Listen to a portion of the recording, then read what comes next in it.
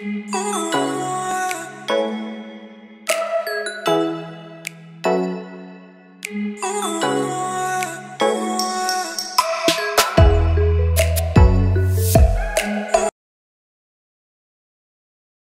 आपण शिवल्या बघतो, फणसाच्या आट्या घालून।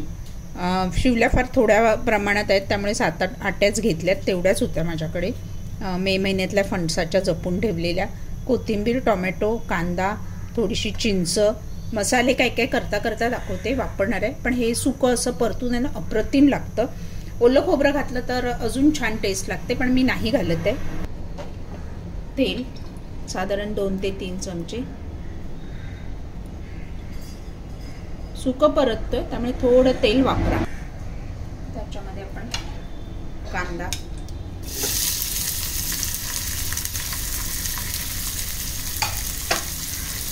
आलं लसूण पेस्ट अर्धा चमचा। आलं लसूण पेस्ट नसेल तर क्रश केलेलं आलं आणि लसूण म्हणजे बारीक चिरलेलं ते सुद्धा वापरू शकता।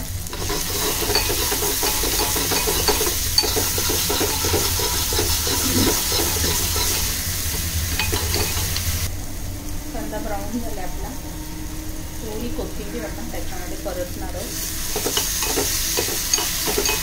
चव चांगली लागते।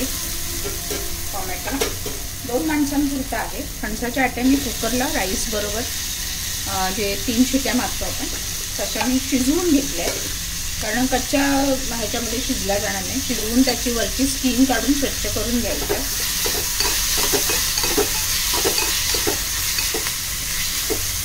टोमॅटो थोडा मऊ झाला की आपण आपले मसाले सगळे ॲड करणार आहोत। शिंपल्या पण आपण वाफवून घेतलं, थोडंसं वाफवलं की त्याची तोंड पटापट उघडतात आणि एक शिपी एक ठेवतात आणि एक टाकून देतात। शिंपल्यामध्ये कॅल्शियम भरपूर प्रमाणात आहे, त्यामुळे शिंपल्या जेवणात थंडीत किंवा पावसात असल्या तर सांधेदुखीचा त्रास होत नाही। चवीला अप्रतिम लागतात। छोट्या शिंपल्या असतील ना त्याचं सूप एकदम अप्रतिम लागतं। मी व्हिडिओ दाखवला आहे त्याचा। आता आपण मसाले, हळद पाव चमचा, नंतर आपला मालवणी मसाला अर्धा चमचा, थोडीशी काश्मीरी मिरची पावडर, धना जिरा पावडर पाव चमचा, बस। आता ह्याला आपण छान मिक्स करून घेऊया।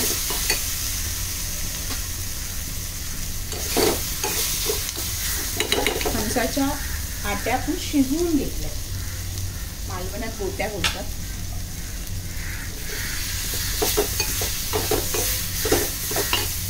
आपल्या शिवल्या,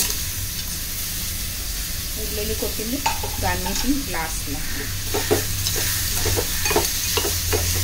आता जे मी शिंपल्या वाफवून घेतलेल्या ना त्याचं थोडंसं पाणी राहिलं, कारण माती असते खाली, हे गाळून घ्या किंवा असं अलगद वरच्यावर होतात, नाही तर माती जाईल आणि शिंपल्या कचकचीत होतील, बस। आणि छान परतून त्यामध्ये तुम्ही ओलं खोबरंही घातलं ना तरी चव छान लागते। आपण आट्याच्या जागेवर बटाटा घालतात।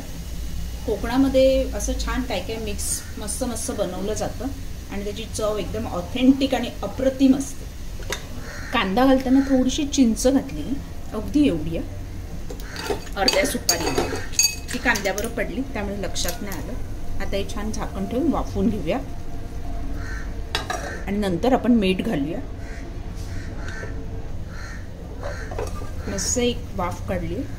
आपल्या आट्या शिजलेल्या होत्या, शिंपल्याही वाफवलेल्या होत्या, त्यामुळे खूप काही शिजवायची गरज नाही। तयारी आधी करून ठेवली तरी झटपट होणारी डिश आहे। सुकं करायचं असेल तर थोडंसं गॅस मोठा करून सुकं करून घ्या। थोडंसं रस्सा ठेवते, म्हणजे भाकरी किंवा चपातीबरोबर खाताना मजा येईल।